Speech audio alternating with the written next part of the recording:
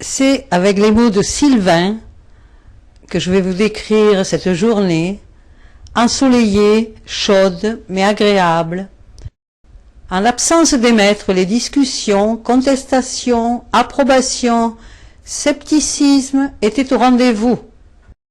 C'est avec le silène dioïque que nous avons commencé. C'est une plante très fréquente le long des chemins et dans les sous-bois ombragés.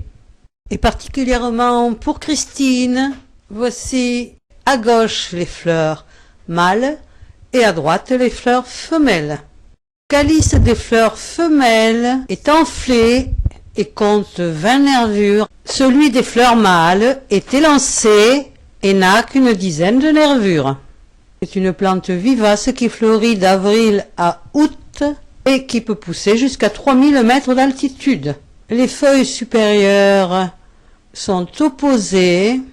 C'est une plante montagnarde des bois et prairies humides. On l'appelle aussi le compagnon rouge.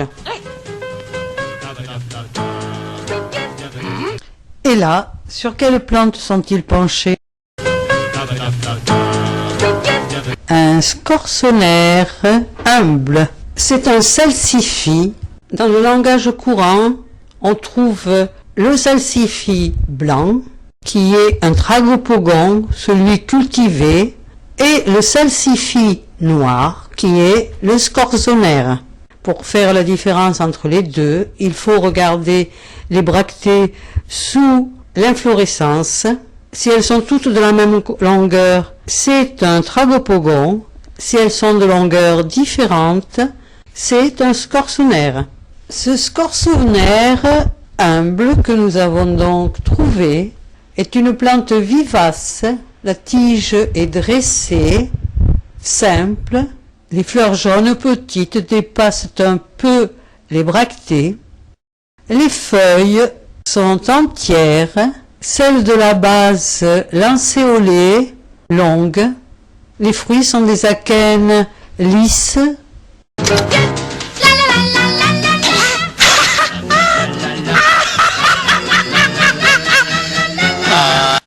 Nous avons rencontré 3 plantes qui se ressemblent beaucoup. D'abord, le crépice capillaire. Il a des feuilles entières, dentées, très allongées.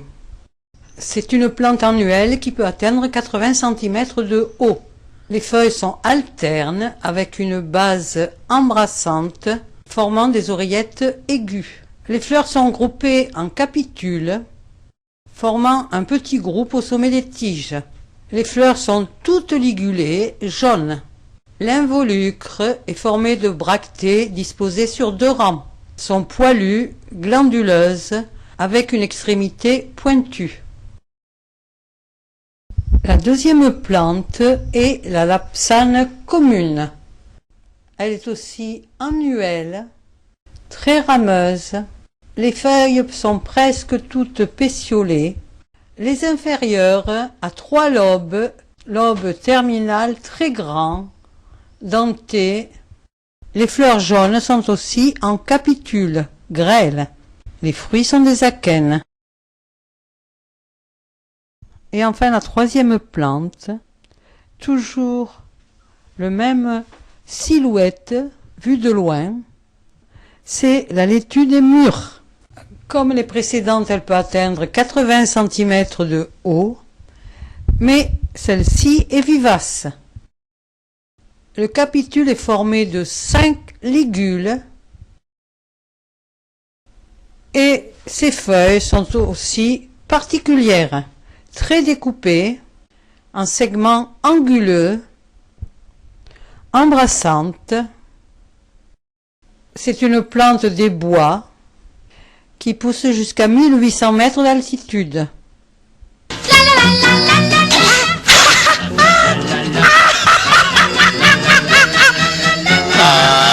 Et puisque nous sommes dans les laitues, restons-y.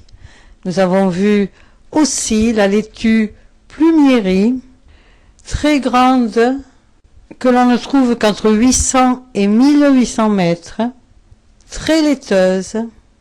Elle peut atteindre 2 mètres de hauteur. L'inflorescence est une panicule lâche qui peut atteindre 20 cm de diamètre. Les bractées florales sont embrassantes. Les feuilles à la base sont très nombreuses et très découpées.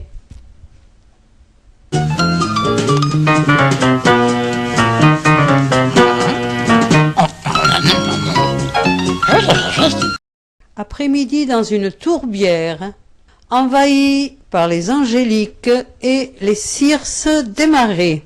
On l'appelle aussi le bâton du diable, qui évoque son aspect raide, hérissé d'épines.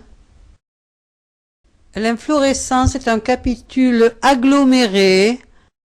Les fleurs sont purpurines, les bractées sont dressées, à pointe très courte, tachées de noir au sommet, et les fruits sont des akènes petits, jaunâtres.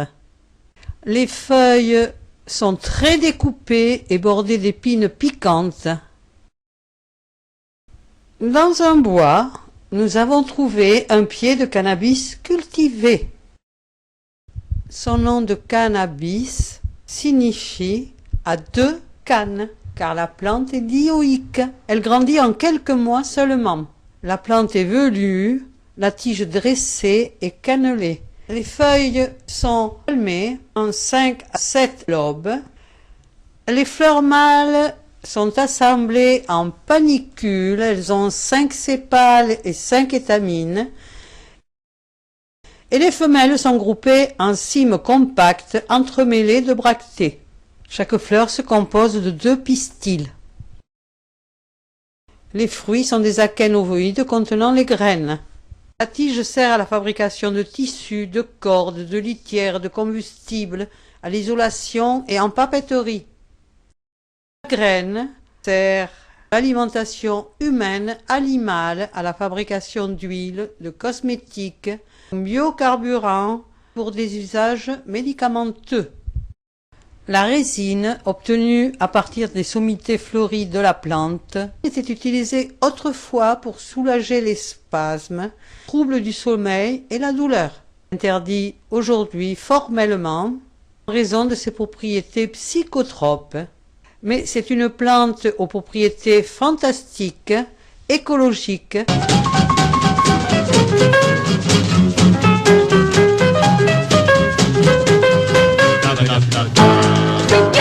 Dans le petit bois poussaient des sapins Douglas, appelés aussi pins de l'Oregon.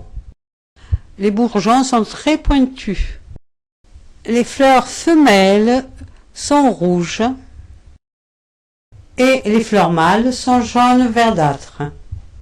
Il a évidemment les aiguilles collées une par une sur la tige, avec 2 lignes blanches dessous et une odeur de citronnelle lorsqu'on les froisse.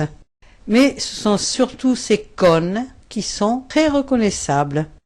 En effet, sur les écailles du cône se trouvent des bractées à 3 pointes saillantes très caractéristiques. Chaque écaille contient 2 graines ailées.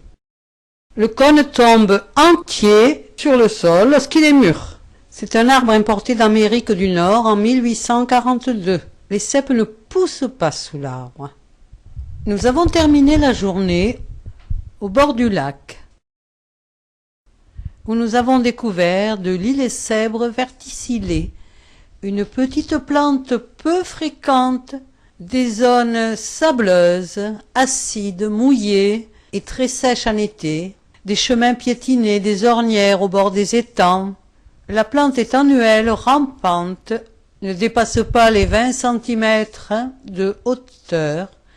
Les tiges sont grêles, couchées, étalées, les feuilles opposées, ovales, sessiles. De juin à septembre, elles se parent de fleurs blanches, sessiles également, en petits verticilles, à 5 sépales voûtés en capuchon et terminés par une arête fine, devenant spongieux après la floraison. Le fruit est une capsule à une seule graine s'ouvrant à la base par 5 valves.